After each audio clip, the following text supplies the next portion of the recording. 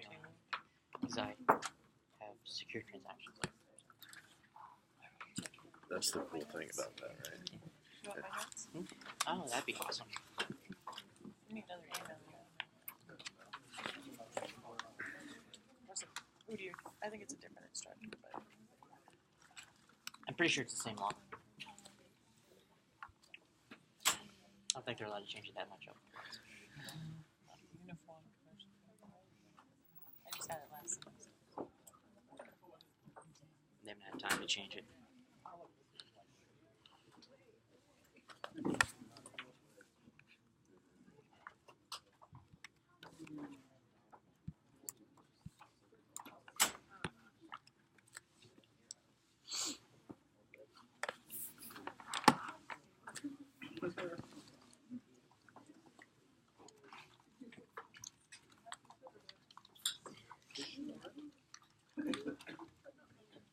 Right.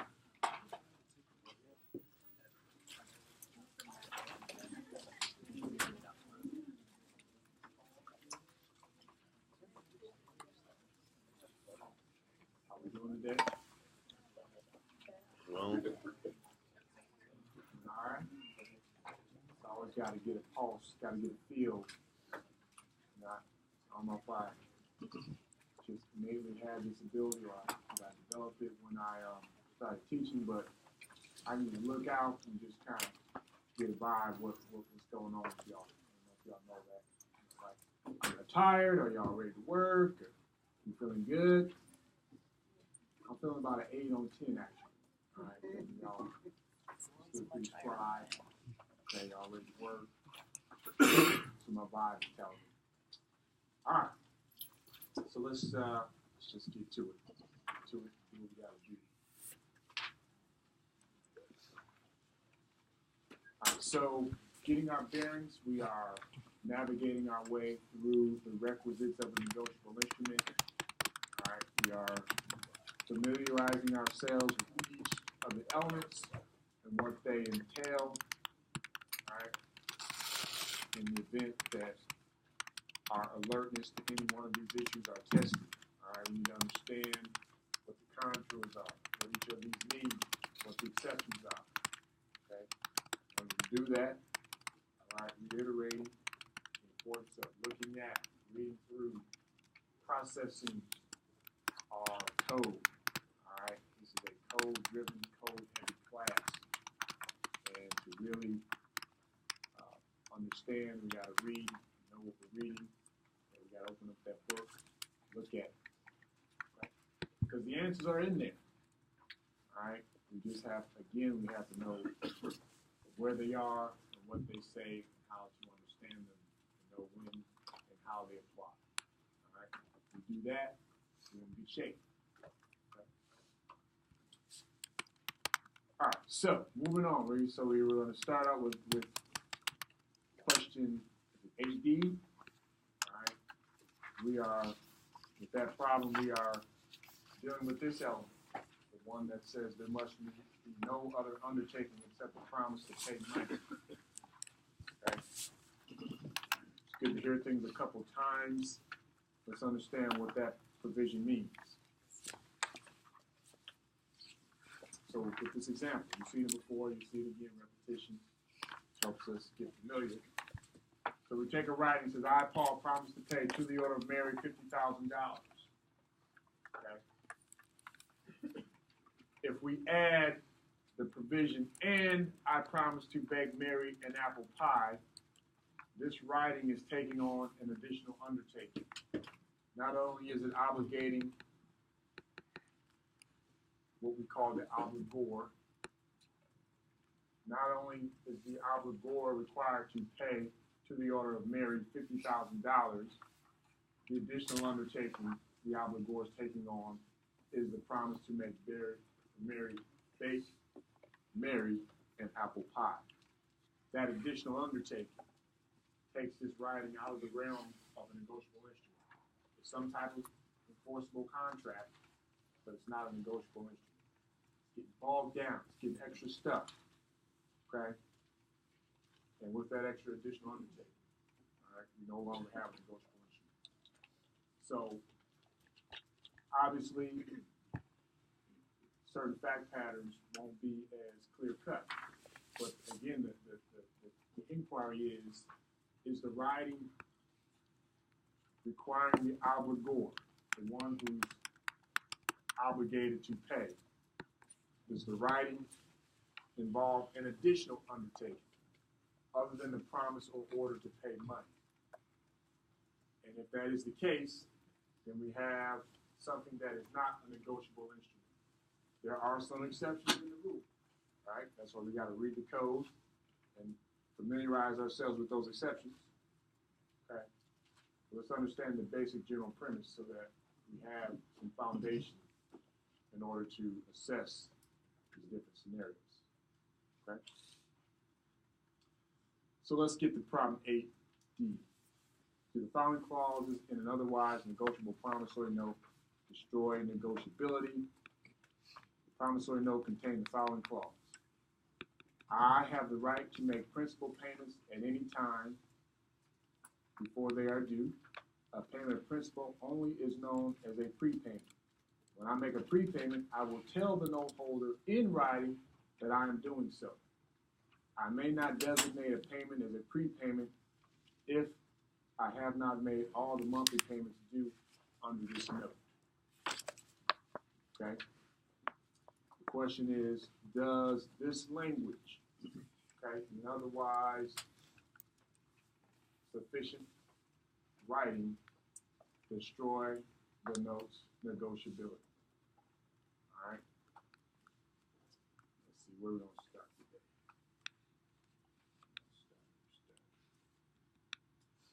Aziz.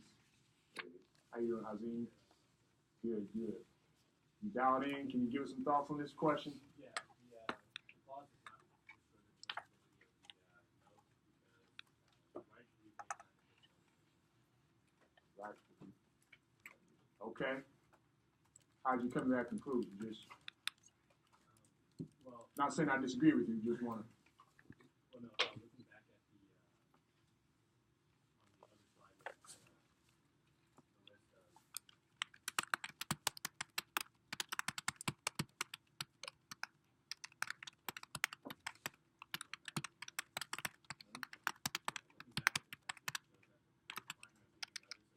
the list of Correct. Right. Okay. I agree with you. All right. All right. Now, I sent y'all a little thing about reading the cases. All right. So, some semesters I'm all about let's read the cases. Some, I think we're okay without reading it, but sometimes it's helpful. All right. Sometimes it fleshes things out. It gives us context. Okay.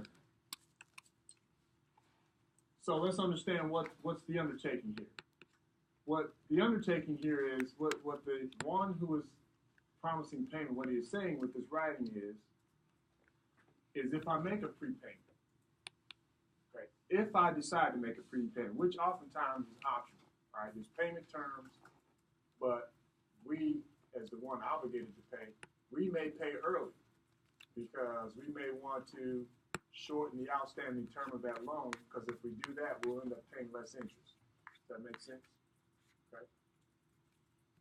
And oftentimes, notes will allow you to do that or not prohibit you from doing that. So what he's saying is, if I decide to take that option of paying early, he's saying I'm obligating myself to let you know.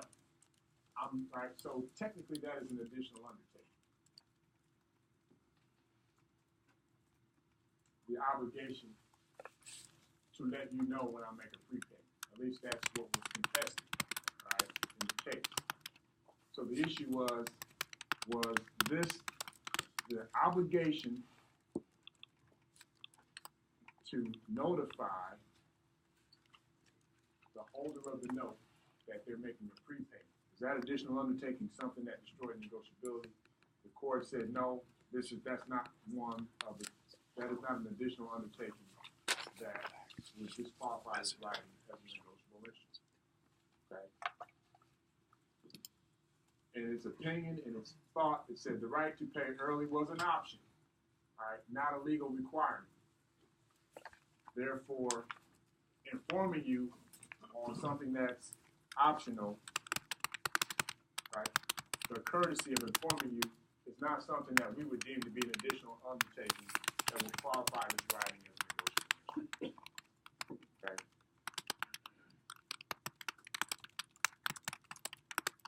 Let's look at it.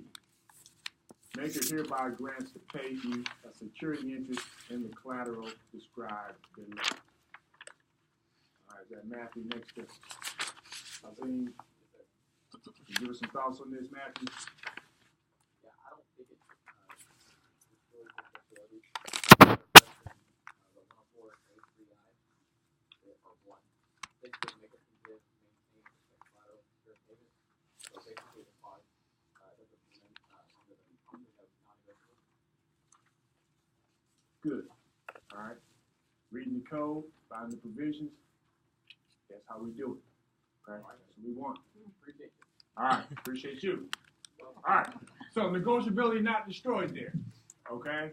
We've got the provision in there. It's right there, y'all. Keep telling you. I'm trying to tell y'all till I know y'all convinced. Okay.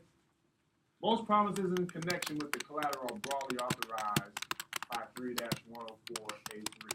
All right. Specifically, Lowell and Matthew has pointed out here.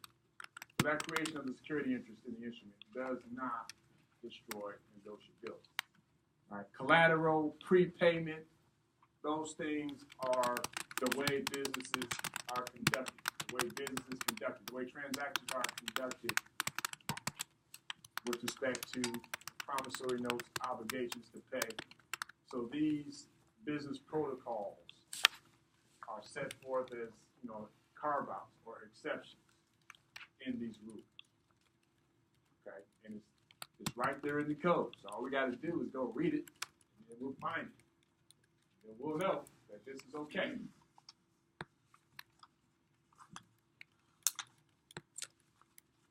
Good. So that's the additional undertaking. All right. The key here is just understand conceptually what an additional undertaking is. Right? That's the starting point. As long as we can conceive that. Understand that there are some exceptions there in 3-104A3. Familiarize ourselves with what those are, how they work. And we get our arms around that element. All right, that specific element for the criteria required to meet a negotiable instrument. All right, let's look at this element, folks. Payable on demand or at a definite time. Okay. An instrument must be payable on demand or at a definite time. 3-108 lays that out. Okay. Let's take a look at 3-108. Okay, just so we can have appreciation how we need to break these statutory provisions down. All right, so I'm looking at 3-108. It says payable on demand or at a definite time. First off, I see that the provision is set out in A, B, and C. Okay. Why am I doing it? Just to appreciate how we parse and dissect this stuff. Okay. So A says a promise or order is payable on demand if it states that it's payable on demand or at sight, or otherwise indicates that it is payable at the will of the holder, or 2, does not state any time of payment. Okay? So A and B class deals with 2 different situations. All right, let me back up.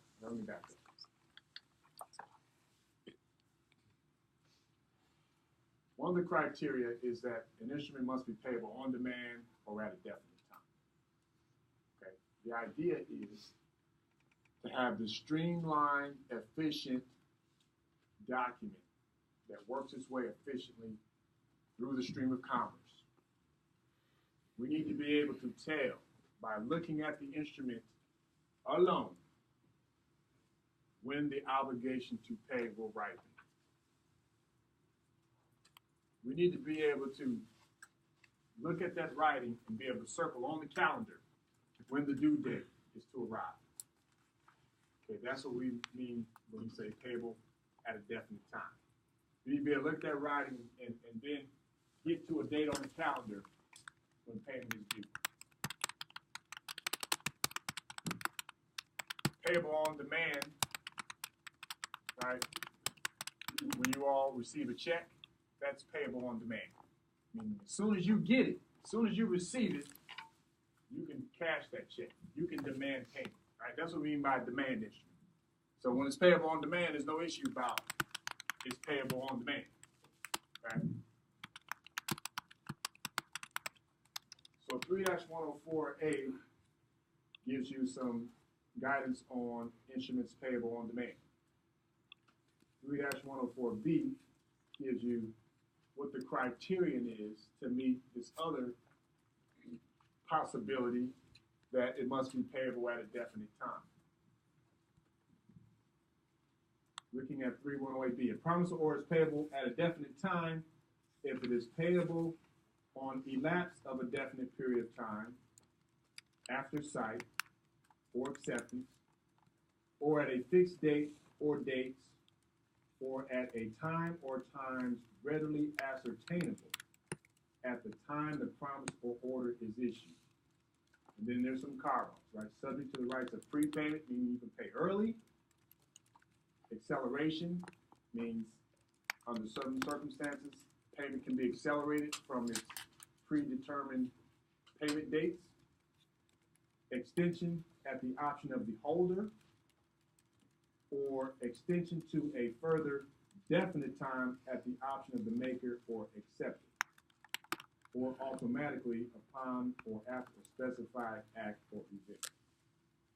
Okay? So we got to know when payment is due. It's got to be clear, given the language.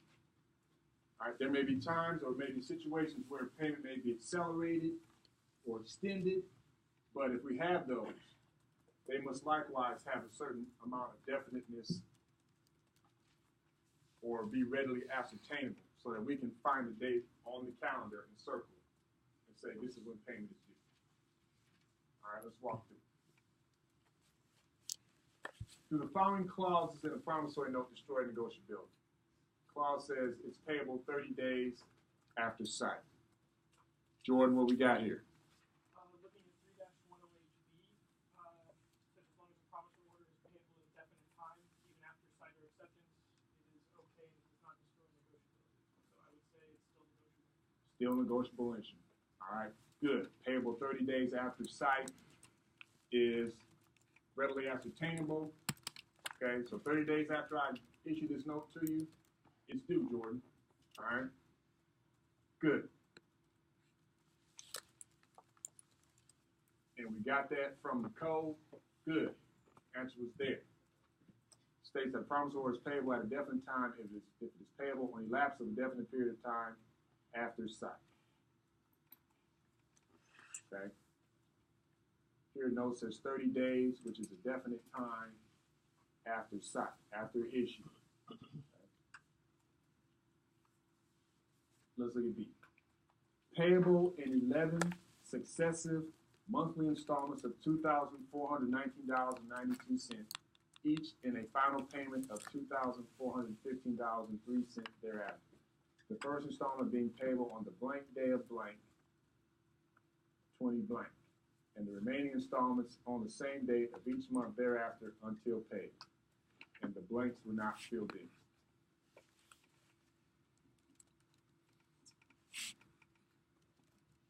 Okay, that's yellow. All right, I know you are. And that's amber next to it. All right, y'all not sitting together. That's helpful. It's not all three of them. All right. Okay. Shelby, what you got for me? I said that it destroys negotiability because it's not payable at a definite time. Section 3-108B says that it has to have a fixed date or date or readily ascertainable at the time the promise or order is issued. And they're not filled in. Okay, so you think about it, So when this note was issued, right, with this language, right, if I ask you the question, well, when are the payments due? Circle the date, find the dates on the calendar, and circle them in for me. You cannot do that by the information provided because key pieces of information were left blank. And because of that, we don't know when the first installment is going to be, all right? So we don't know when the payments start. We don't know when the payments start.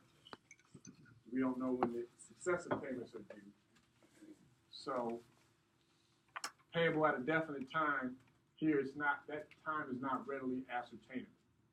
So the writing in question did not meet the requirements of the negotiable instrument. Okay, good. You can't circle on the date where those, you can't find the calendar where the payments are going to be because we don't know what the starting point is. Can't find what the starting point is. We don't know where all the payments line up after that. So this writing is not a negotiable instrument. Okay.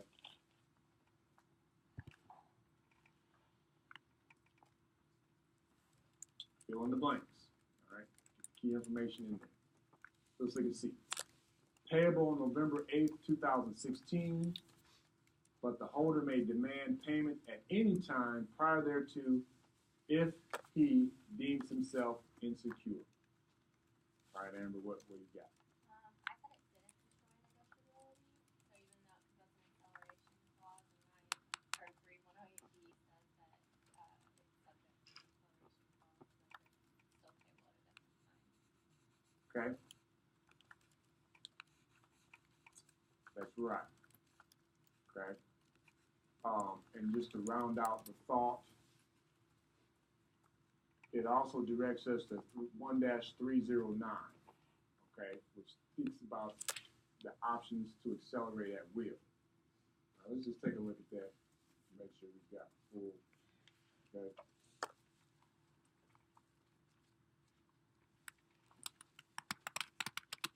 A term providing that one party or that party's successor in interest may accelerate payment or performance or require collateral or additional collateral, quote unquote, at will, or when the party deems itself insecure, or words of similar import, means that the party has the power to do so only if that party in good faith, all right, the point meaning, or in good faith, believes that the prospect of payment or performance is impaired. The burden of establishing lack of good faith is on the party against which the power has been exercised. Okay? Do we understand what we mean or what's meant here when it says deems itself insecure? Do you understand the scenarios that might come about that would bring this to bear? Mr. Johnson? The person that had the data note to say lost his job. Okay, lost your job, for example. So that might adversely affect your ability to meet this payment obligation. I'm not feeling so warm and fuzzy that I'm going to be paid. Okay, I am deeming myself insecure, and I have a good faith belief in coming to that conclusion because you've lost your job. All right, if the provision allows for that, but the holder may demand payment at any time prior thereto if he has a good faith belief to be insecure about the prospect of being paid. Okay? That provision or that language added to a writing does not destroy negotiability. Good. We can't be random about it. Okay, we have to have a good faith belief, some factual basis for feeling the way we feel. You just can't be like, well, I just don't feel right now. All right, this life is coming at me. I'm not feeling good about it. Okay, you got to have a good faith belief for concluding that the prospect of being repaid is compromised, like losing your job, all right, or some other financial event. Good. Let's look at D. Payable when the sun comes up tomorrow. Mr. Brown, is this destroy negotiability or is this okay? I think it'd be okay. It's payable at a regular Okay? We know, all right, even if it's a cloudy day, all right, sun always comes up for now, all right? Sun has always come up since we've been on this planet. Even if we don't see it, okay, if it's cloudy, okay, we can circle on the calendar when the sun's going to come up tomorrow, all right? So essentially it's payable the next day. We can circle that on the calendar. I issued the payment, right, Mr. Brown, I issued the note on January 20th. It says payable when the sun comes up tomorrow. You can circle the 21st. So that's when Professor Newman owes me, all right, the money. Readily ascertainable. We can find the date on the calendar when that's due. Good.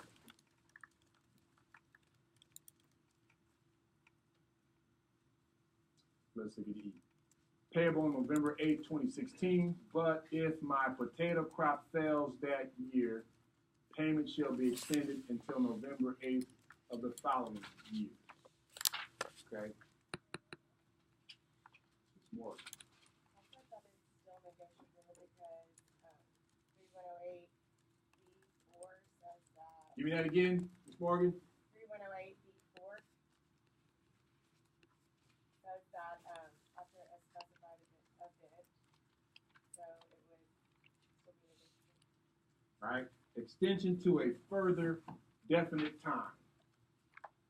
Okay? At the option of the maker. Right? So this is an extension clause. Again, another aspect of doing business in this context. Okay? This may be a farmer borrowing money. Okay?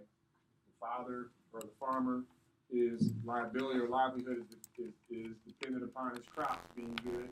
Sometimes weather may be bad or whatever. He probably wasn't going to use that day off that note. Okay. So they're banking in this and say, you know what? If I have a bad year with my crops, if they fail, okay, obviously I can't honor this note. Okay, so they're contractually saying, well, if that happens, then we'll give you a year extension. But we extended it to a year. We extended it again to a date that we can circle on the calendar and find and say this is when payment is due. In the event we invoke this extension. Negotiability not destroyed.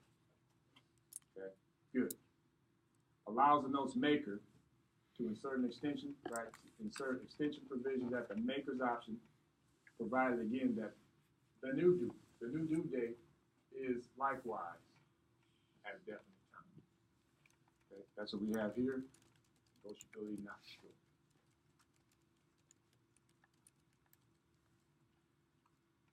Let's look at that. Payable on November 8th, 2016, but the maker hereby reserves the option to extend the time of payment until he can pay without serious financial hardship. All right, so Nano, what do you think? Do we have negotiability destroyed here? I put that it's destroyed because it's not a definite time or a set date. We cannot take this language and find a date on the calendar when this is going to be due. Okay? Extend the time of payment until he can pay without. Well, what does that even mean? All right. Too indefinite, too open-ended, too difficult to arrive at what that means. And you can't find a date on the calendar and say this is when payment will be due. Okay? So this is language that destroys negotiability or lack of definiteness.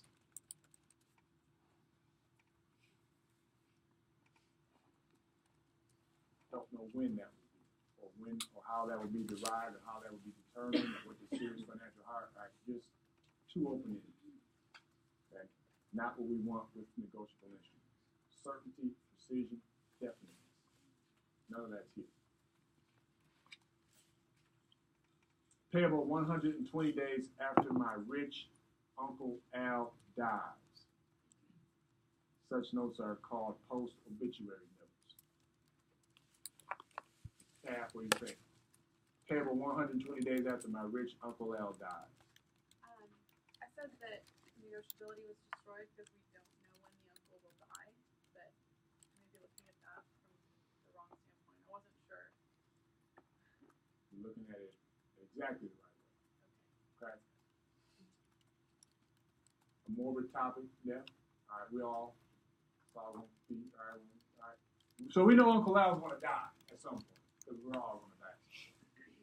But we cannot circle on the calendar when Uncle Al's going to die. Okay.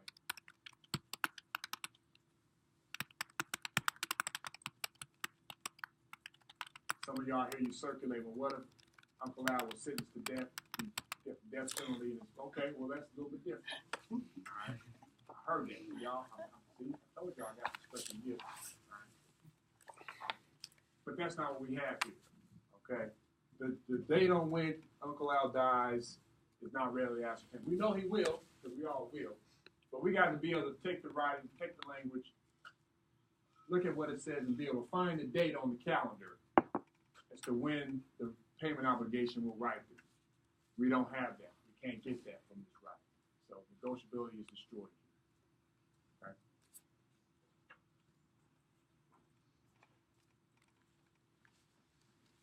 Good. Let's look at H. Payable 100 years from today. All right, meaning the date that it's been issued. But if my rich Uncle Al dies before this note is due, it shall become payable 10 days after distribution of his estate. After distribution of his estate is made to his heirs. Mr. Gill, does this language destroy negotiability, or does negotiability remain intact? Negotiability remains intact because this is an acceleration provision, as in 108B2. That's right. Okay. We've got a definite backdrop as to when payment is due. It's due 100 years from today, from the date that instrument is issued. So we can find that on the calendar. But then it gives us, but if my rich Uncle Al dies before this note is due, okay, then once he dies, it shall become payable 10 days after distribution of the estate. So there's a contingency for acceleration of payment, and that's fine. And we have a clear backdrop that we can find on the calendar 100 years from today. Okay? So good. And that's an acceleration clause. Something, right? Some tripwire, something that happens, some occurrence that triggers an earlier date upon which payment will be due. It's an acceleration clause. Okay? That's fine.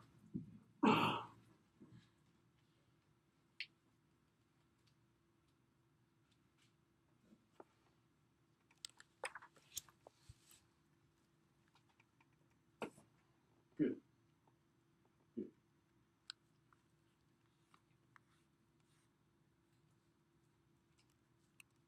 Let's look at I. Payable on my next birthday. Mr. Nichols. So the negotiability is intact. That is a definite date you can point to. All right, we can find next birthday. All right, presumably this is the Albert Gore's next birthday. All right, we can find that on the calendar. We all have a birthday. Okay, mine's June 5th, by the way. So, just in case. Grades will be in by then. All right. All right. So, right. Okay. Negotiable maker's next birthday is a definite time and a specific date. Rarely ascertainable. We can find it on the calendar. No problem. All right. As lawyers, all right, we say, hey, why don't we just put the actual date on it? Just, that's just how we get. Just to clean it up. Okay. But yes, negotiability not destroyed in this instance. Yes, sir. I have a question on B though, where they didn't fill in the dates. If a payment had been made, could you imply a date based on that? Going back to where They didn't fill The in blanks? the,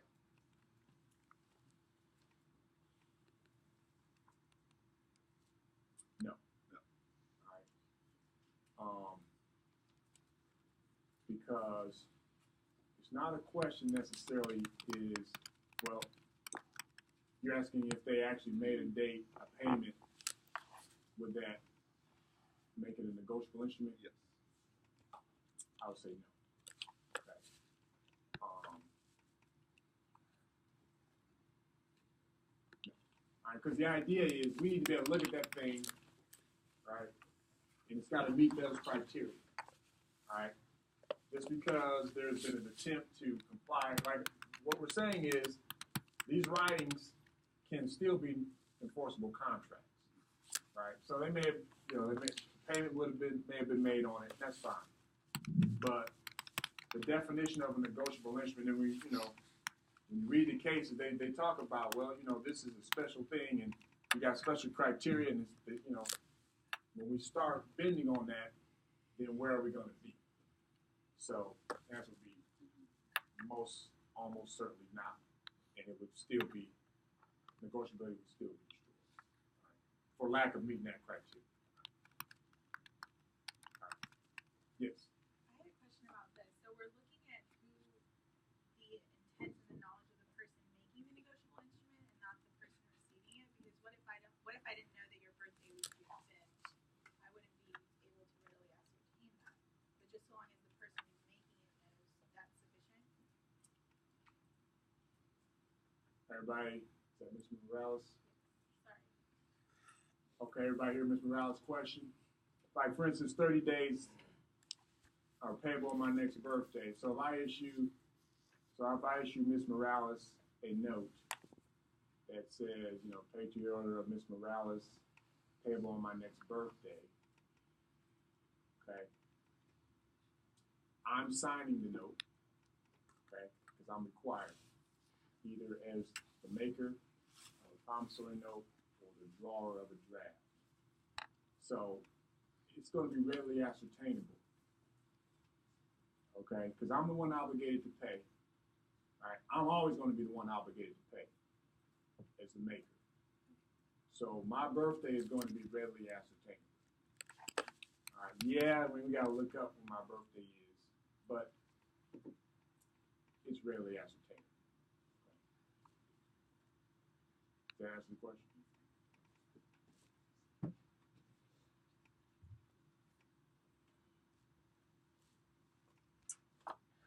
All right, so it's time for a break. What y'all think? I did this morning. Interested to see how you old wily veterans respond. Y'all know the drill. They were, it's kind of new and novel for them. You all know what time of the year it is. You all know. All right. So this one is simple. I'm keeping it real simple. We got 4 NFL teams left, all vying to be champions. When I say raise your hands, I'm going to pass out some sheets that look like this. If you want in, take it, put your name down, circle the team you think is going to win the Super Bowl. All right? They've got some point spreads on there. All these games, I think they're going to be all relatively close unless something crazy happens. Anybody's guess is as good as anybody else's. All right. What's at stake? If you get it right, 3 weeks off. Complete immunity. If you blow it, all right, you got a 1 in 4 chance of getting it right. You got a 1 in 4 chance of blowing it. Then you'll be on call for 2 weeks, and the likelihood of you getting called on will be very high. All right, got to have a little teeth in the game. You want to see it. May I ask a question? All right, yeah. I know the two that because they say, but who are the other ones? All right, so we got up top. We got the Cardinals Okay. versus the Panthers. And listen, if you don't know who the teams are, that you know, that sometimes that's an advantage. All right, the so-called experts, they don't know much more. I've been All right, trades who won wants in on like this a row? bunch the past couple of years. Johnson. All right. Bottom, that's the Broncos versus the Patriots. Did you raise your hand, Justin? All right, 3. Just passing. All right, we don't need a whole bunch of debating. Okay, just circle one, On each get line? it done. I think it's just one of the 4. One of the 4? Okay. Again. This is Cardinals. I'm usually wrong. Yeah. Well, they're from Arizona, right? Did well on this. I think so. That was it. I would have gone with Patriots. I Pick the think they Patriots. If you abstain, then you have to mercy of those who roll the dice, because I think that. you know if you fall in the Halloween category, you I can throw your face. think he did college basketball. If you abstain, then you know You gotta you get make good it luck call, somewhere. you're just in the regular general pool. He made that football. I gotta get some good luck somehow. I don't think this is going to be. Yeah, that's probably not gonna be. Oh boy. Snow Cowboys? I have not made my pick Should we yet. write I'm them still in? debating, but I'll let y'all know before first kickoff of the first game. Just so Jordan won't accuse me of gaming system. No. Circle 1. Super Bowl champion. Simple. Keep it simple. I'm gonna find it absolutely hilarious if your team doesn't even make it to the Super Bowl. Those of you who know absolutely nothing about football, you probably the best position. I better be ready. If you want to think. All right, so just hold on to them, pass them in at the end of class, all right? Dial back in, finish up class, all right? Do a little mental reset button. All right. That would have doubled your chances. So we're looking at this next criteria in class. All right, payable to bearer or to order. Now this is what we call words of negotiability. All right, they're speaking what I call Article 3 when we talk about payable to bearer or to order. Okay.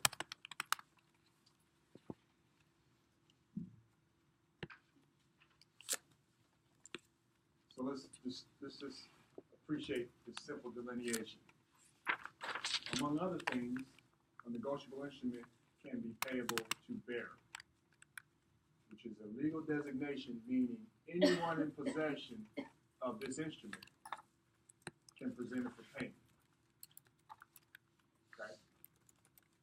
If the instrument meets the legal criteria of a bearer instrument, and it sets out in 309 how that criterion is met, that means anyone in possession of the instrument has the legal right to present it for payment.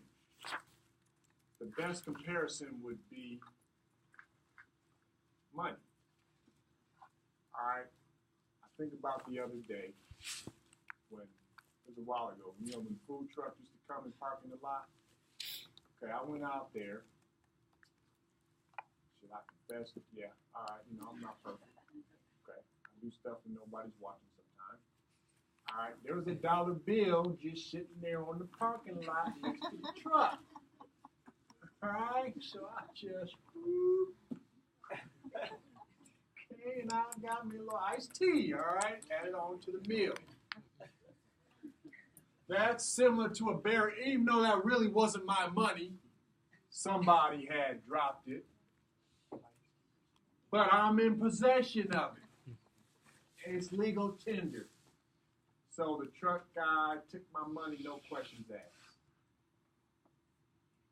That's similar to how a bearer instrument works. Even though you may be in inappropriate possession, it's like cash. So you got to be careful about instruments that take that form of bearer paper. Because if somehow it gets lost or stolen, just like money, folks can and submit it for payment. Okay?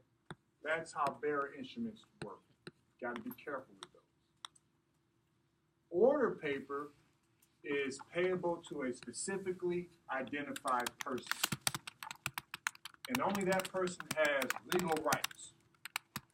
I say legal rights, meaning that person has to do something affirmative, either present it for payment or make a special notation to give those rights to someone else. Order paper, bearer paper. So we make a minimum. Let's understand the difference between order paper and bearer paper. And let's understand what's required to craft an instrument that's order paper or craft an instrument that's bearer paper. That's our objective for these next few problems. Okay? So some more information that I want to share with you about negotiable instruments. We can negotiate or we can delineate negotiable instruments into two broad categories. Okay? Notes. Okay? Notes are characterized by a promise to pay, meaning I'm promising to pay you at some point in the future. Right? I'm promising to pay you. So notes are characterized by a promise to pay because the payment obligation will ripen sometime in the future. Drafts are an order to pay, meaning it is payable, right, on demand. So we can delineate negotiable instruments in two types. Notes, characterized by a promise to pay at some date in the future, and drafts. Right? Now, either one of these, right, a note can be payable to bearer, and anyone in possession can present it for payment. Or a note can be payable to a specific person, depending on how we craft the note. And the same goes for drafts. So just some interchangeable, right?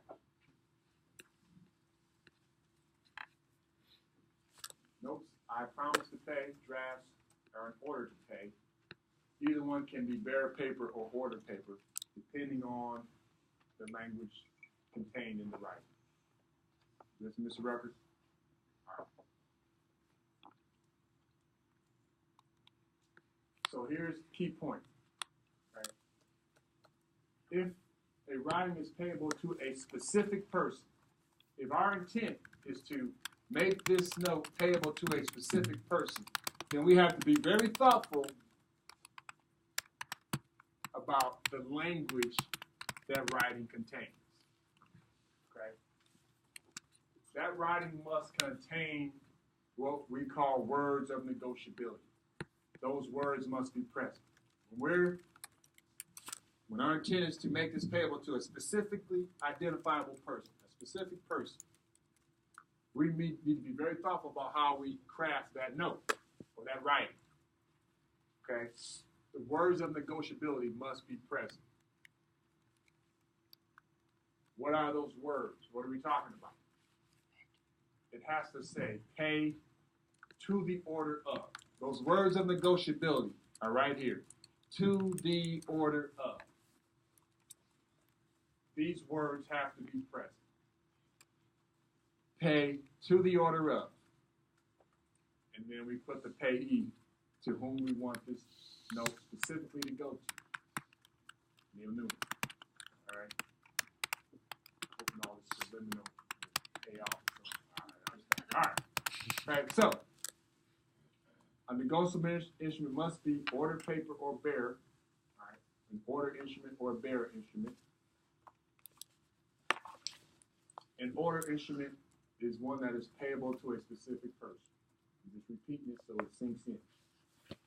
Bearer instrument is written in such a way that it is not payable to a specific person. And there are a number of ways in which that can be accomplished.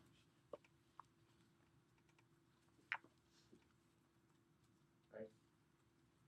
Generally, like I said, anyone in possession has legal rights to a bearer instrument. like anyone who finds a $10 bill, right, can get a free lunch. Even though, right, that money technically was not mine. I found it. I confess. My bad. Oh well. All right. What am I going to do? Try and find somebody who dropped $1? Sometimes you just get those windfalls. I attribute that dollar to good karma. All right. You must have done something nice that day to somebody. Okay, good karma. That's what I attribute that to. So, order instrument payable to a specific person requires words of negotiability. Those key phrases are either paid to the order of, this is the most common, but likewise, it could say pay Paul for his order. Either one of those words of negotiability are required when the writing in question is payable to a specific person.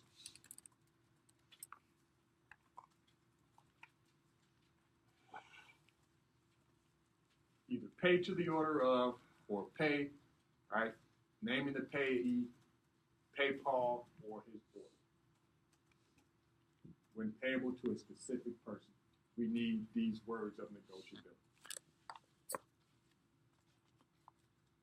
If not payable to a specific person, we don't need these words.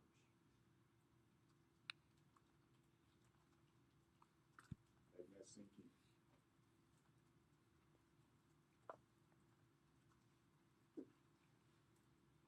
in. Example, I, Mary, promise to pay to the order of Paul $50,000.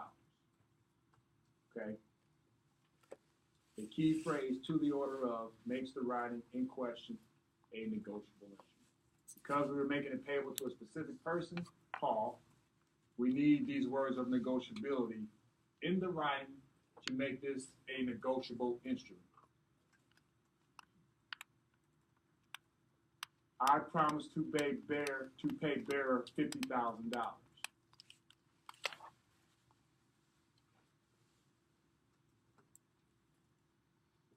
This is, well, what did I say? All right. This is also a properly worded negotiable instrument. Okay? The key phrase to the order of was not necessary because the instrument was not payable to a specific person. It was payable to bearer, which means anyone in possession, right? The bearer of this instrument has the right to receive $50,000. So because it was not payable to a specifically identified person, we did not need these words of negotiability. Right? Let that sink in for a little bit.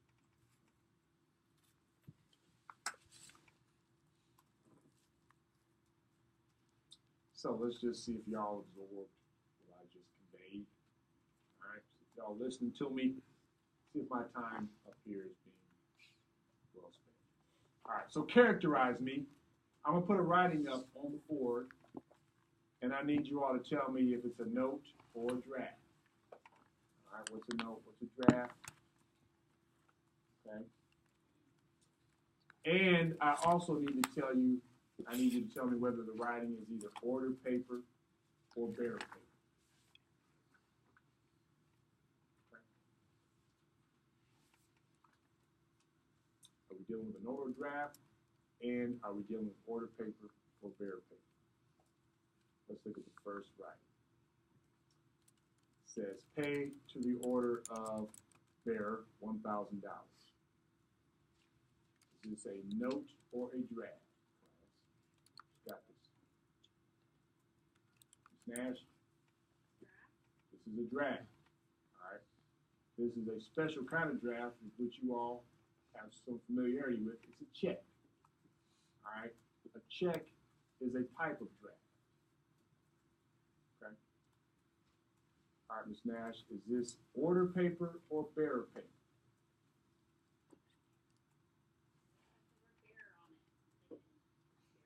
This is bearer paper. Okay. This is a draft that is bearer paper. Characterized by an order to pay. Okay. and it's not payable to a specifically identified person. Okay? It's payable to bearer, meaning the one in possession of this instrument has the right to pay. Ms. Nash? If it didn't say pay to the order of bearer, and instead it said pay to the order of cash, would it still be bearer paper? It would still be bearer paper. All right?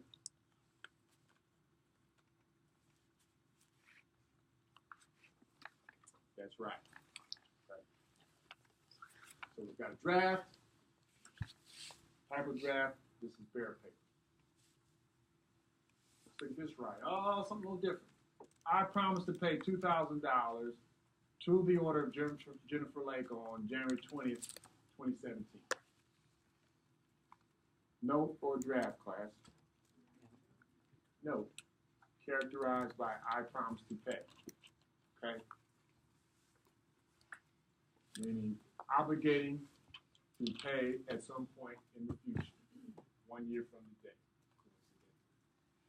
Okay? So this is a note. Is it order paper or bearer paper, class? Order paper. All right? Payable to the order of Jennifer Lake. Okay? Good. Okay? All right.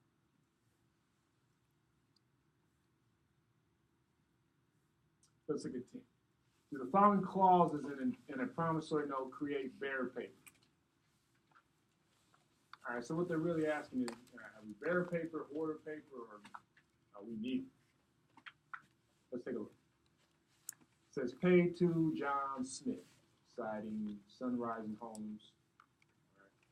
All right. Ms. Morales, you look like you were anticipating calling me. I was. All right, that's good. Good. I'm calling on you. Pay to John. Do we have a negotiable instrument? Question. I said no because it's to a specific person and it doesn't contain the order of. And under section 3 -109A1, it says it has to contain that language. And under comment 1, and in the case, it said it's specific. There's to a specific person are not negotiable instruments. Good. Good. That's right. All right. Pay to John. That language alone does not make this writing a negotiable instrument because we have key language missing. Okay. Words of negotiability. It should have read paid to the order of John. It's a technical point, but like we said, Article 3 is based on precision. And if Article 3 says this is necessary to make the writing a negotiable instrument, then you have to put that writing in there to make it a negotiable instrument. Right? You see that because this case made it into our case book because 1, 2, 3, 4 words were missing. See what I'm saying? I'm not trying to be dramatic. Yes, I am. All right? So instruments payable to a specific person requires a specific language to the order of. Simple, but it must be in there. The law requires. Okay?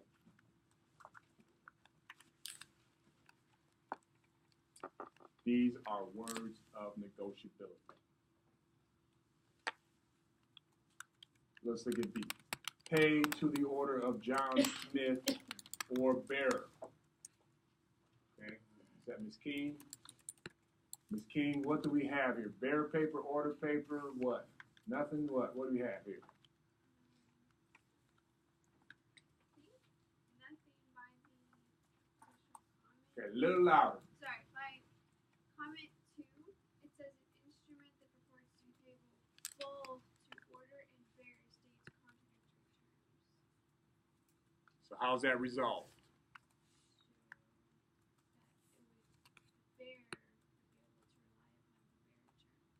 So what do we have? We have bearer paper. Okay? And you got that, Ms. King, by reading the comments, right? Because that helped us.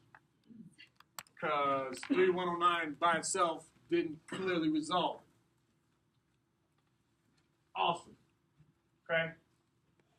So bearer paper is created here. All right?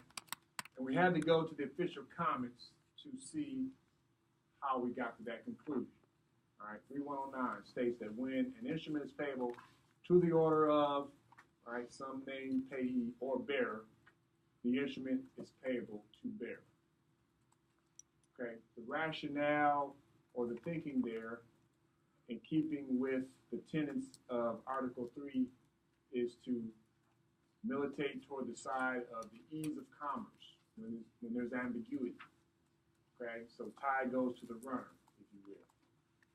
So if we have an ambiguity as to we have order paper or bearer paper, you can't have both. You just can't. So you're going to go to the path of least resistance, which is going to be bearer paper. Okay.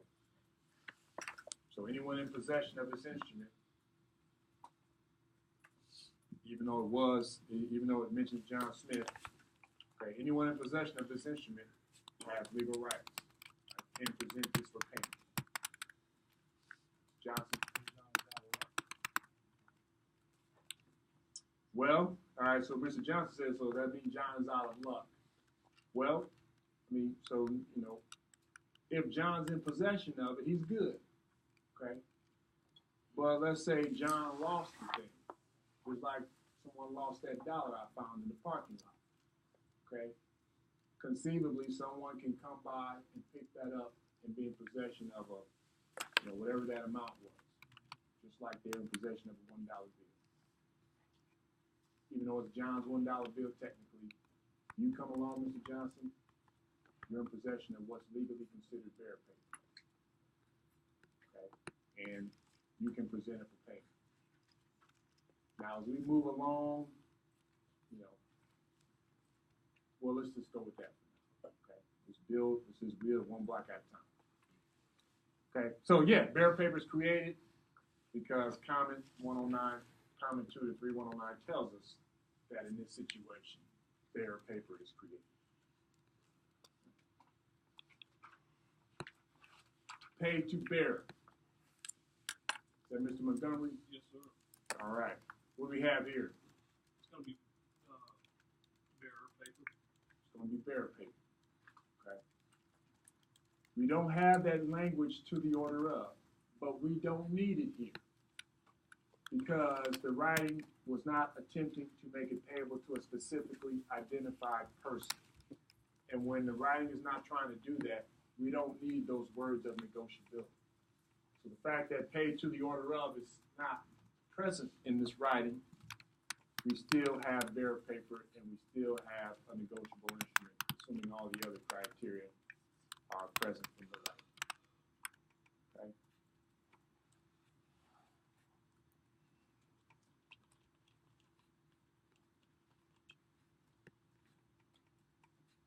Okay? No to the order of language is necessary.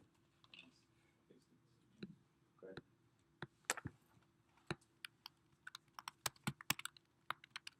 All right. Paid to the order of cash. Let's see, is that Mr. Ross?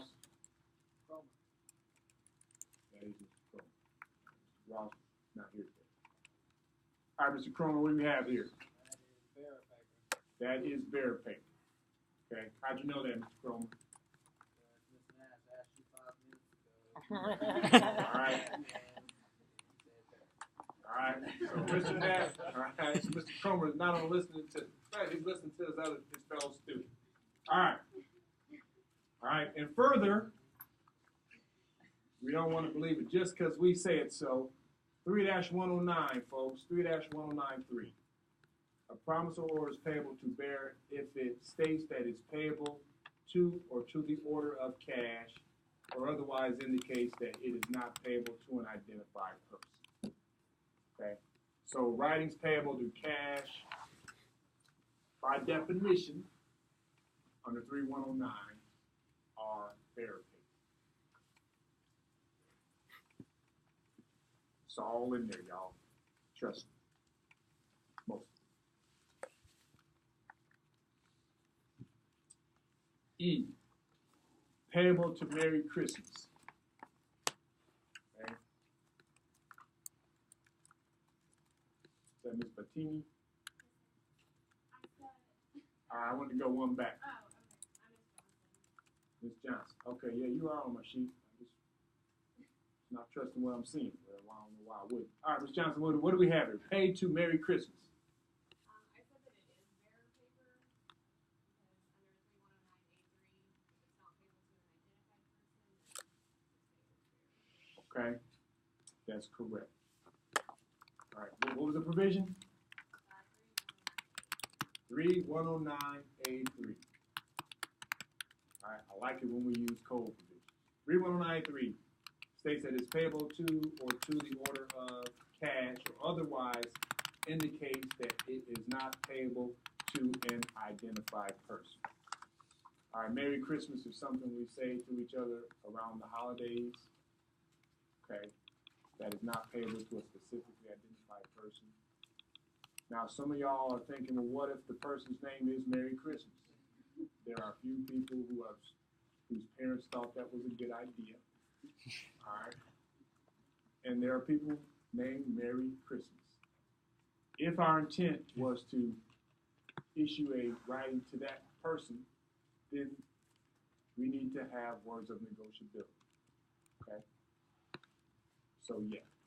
If our intent is to make it payable to someone named Merry Christmas, then we would need those words of negotiability. Okay? There are people on the planet so named. But in the absence of that, what we have here is bearer paper, as defined under 3-109A3. Good.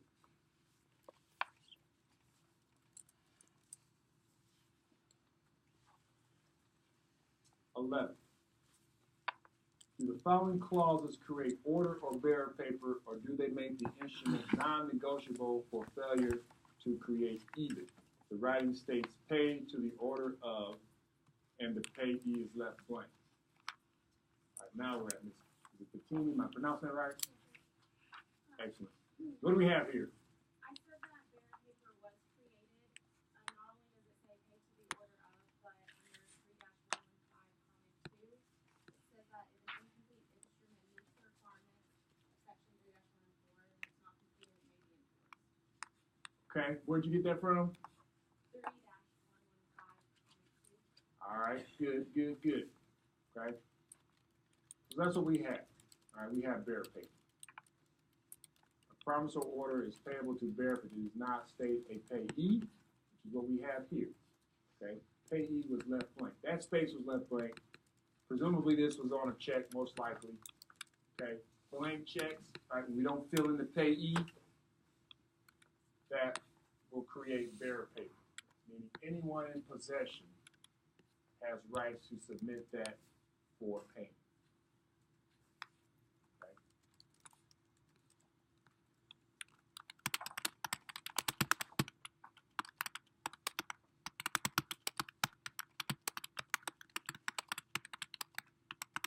All right, so blank checks, y'all get the, I don't know why I went to the trouble of putting a check up here, but this would be a bearer paper. The key thing being the fact that it's signed, right? So you sign a check and you don't fill the payee in, and you issue it, you give it to somebody, okay, you created bearer paper, meaning anyone in possession. Oftentimes, you may give it to somebody and you may not know who the payee is going to ultimately be, okay? When the payee is actually determined, that person may fill it in and you go ahead and cash it. Let's look at B. Paid to John Doe's estate.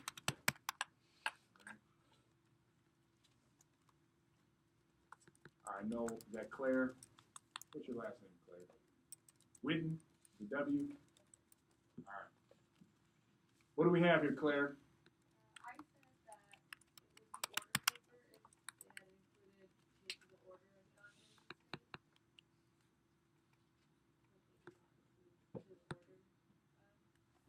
So what do we have?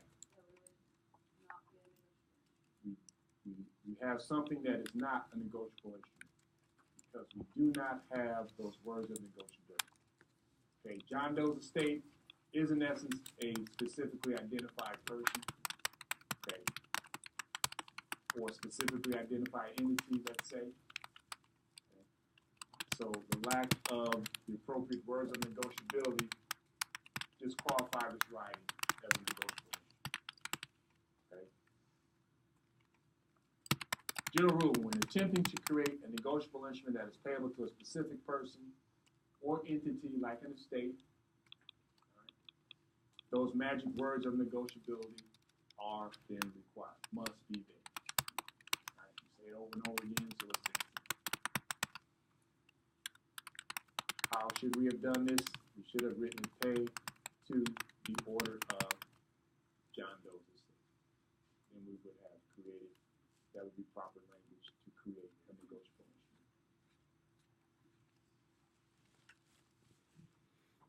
instrument. 11C, pay to the order of the President of the United States. Okay? Oh, Brad.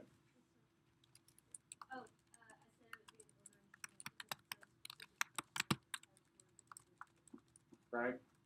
So if you look at 3.1.10C2, Roman numeral 4, all right, it says something to the effect of when you're writing an instrument to a holder of the office, okay, like the president, then it's payable to the current holder of that office.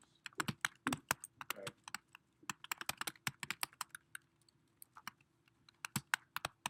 I'm tempted to bring up current politics, but I don't know if we do that in the classroom, but just Trump pops in my head. All right, let's see where it stops. All right. Yeah, so we have order pay. Okay, payable to the office, proper language. The instrument is made payable to a certain office. The instrument is payable to the holder of that position or office. Okay. Good. All right, is this our last one? Because we skipped 12. Is this our last problem? Perfect time. All right, so let's get this one. The drawer of a check drew a line through the words "the order of" that were printed on the check prior to the space of the payee's name. Is the check as altered? Does the check as altered meet the definition of a negotiable instrument? All right, I'm going with Mr. Conyers in the back row. Okay, why is so?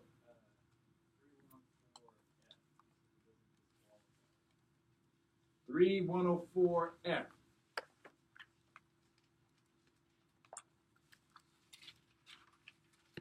What does it say, Mr. Conyers?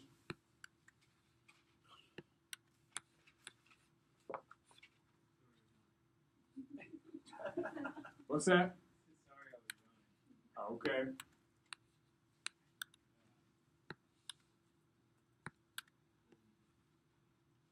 Does that get us what we need?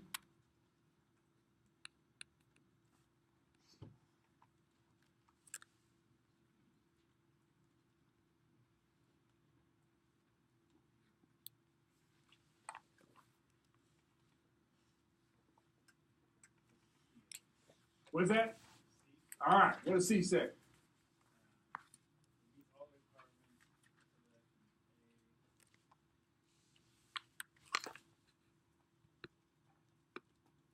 In order that meets all the requirements of subsection A, all right, so A lays out all the criteria, except paragraph 1. That's the requirement that it's payable to bearer or to order. And otherwise falls within the definition of a check, is a negotiable instrument, and is still or would still be characterized as a check. All right, so just to make it clear. All right, so checks, stuff you all use or have used, okay? Checks have an exception to that general rule that we've just been talking about for the last 40 minutes, okay? If the writing in question is a check, then the lack of to the order of language does not disqualify the writing as a negotiable instrument, okay? The writing is a check. If those words are not present or are crossed out, the writing still maintains its legal status of a negotiable instrument.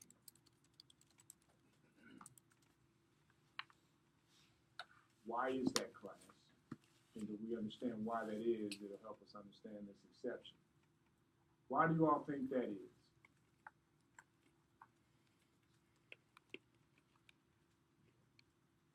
Nash? It's kind of a standardized document. People are they're common in use, and just because you scratch it out doesn't change what people are going to recognize. This exception for checks is for practical reasons. How many checks do you all think were presented for payment just today alone? Several million? Easily. So if we say, well, you can recharacterize the legal status, what would that do to automation that is now in place for checks? That means somebody's going to have to look at this thing, okay? So the exception is for practical reasons, because there's so many checks that flow through our stream of commerce. To task someone to determine what the legal characterization of it would be by having a human look at whether or not it's crossed out would make us a lot more inefficient and make the use of checks a lot more expensive. So for practical reasons, they want to keep this process automated, which we'll learn about later on. Okay. All right, good. So we'll stop there. All right, good work. Keep working, y'all. The assignments are still, they're into it. Just go find them. Keep working. All right, keep working, keep moving. All right, 3L, y'all. I like what I'm seeing. Keep working. Excuse me. All right, keep bringing it. Take 1 week at a time. Yeah, it turns out we didn't really need it. Everything's up there.